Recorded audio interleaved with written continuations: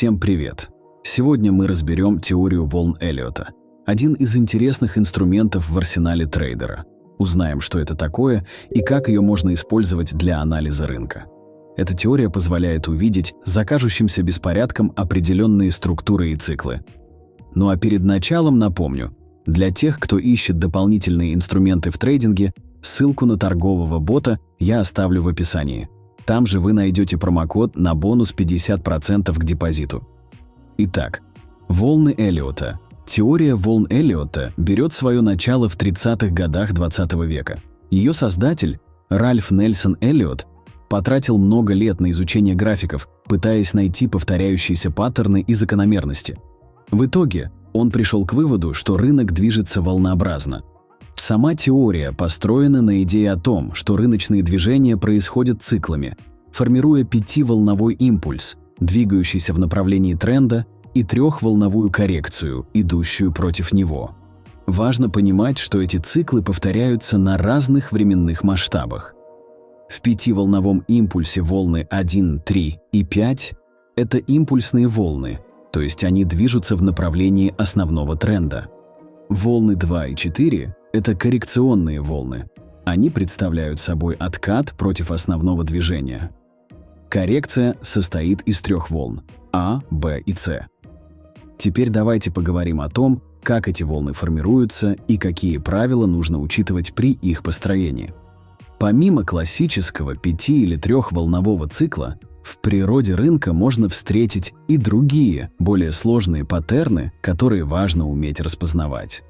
Знание этих паттернов может дать вам преимущество в трейдинге. Конечный диагональный треугольник. Этот паттерн часто формируется в конце восходящего или нисходящего тренда и сигнализирует о его скором завершении. Плоскости. Это коррекционные фигуры, состоящие из 3 волн А, Б, С.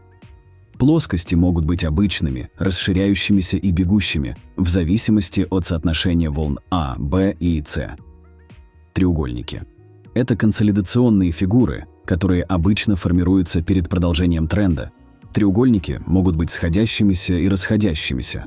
Распознавание этих паттернов требует опыта и тренировки. Важно обращать внимание не только на форму фигуры, но и на соотношение волн внутри паттерна, а также на объемы торгов. Итак, мы изучили теорию, правила и паттерны.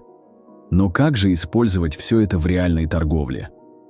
Самое главное, что дает теория волн Эллиота, это понимание того, в какой фазе цикла мы находимся сейчас. Мы в начале восходящего тренда, в коррекции или в конце нисходящего движения. Как только вы определили текущую фазу, вы можете прогнозировать дальнейшее движение цены и принимать обоснованные решения об открытии или закрытии сделок. Например, если вы видите, что формируется 5-я волна, то это может быть сигналом к тому, что скоро начнется коррекция и можно рассмотреть возможность открытия сделки на понижение. Уровни Фибоначчи часто используются в сочетании с волнами Эллиота для определения потенциальных целей движения цены, а также для определения уровней коррекции. Это позволяет более точно рассчитывать риски и потенциальную прибыль. Итак, сегодня мы получили базовое представление о теории волн Эллиота, узнали об основных правилах и волновых паттернах и обсудили, как можно использовать эту теорию для анализа рынка и принятия торговых решений. Помните, что теория волн Эллиота – это достаточно сложный инструмент, который требует постоянной практики и глубокого понимания рынка. Не бойтесь экспериментировать, анализируйте графики, и со временем вы научитесь видеть волны и применять их на практике. И если вы ищете инструмент, который может помочь вам сэкономить время и автоматизировать анализ рынка, то обратите внимание на бота, ссылку на которого я оставил в описании. Там же вы найдете промокод на бонус к депозиту. Подписывайтесь на канал, ставьте лайки и делитесь своими мыслями в комментариях.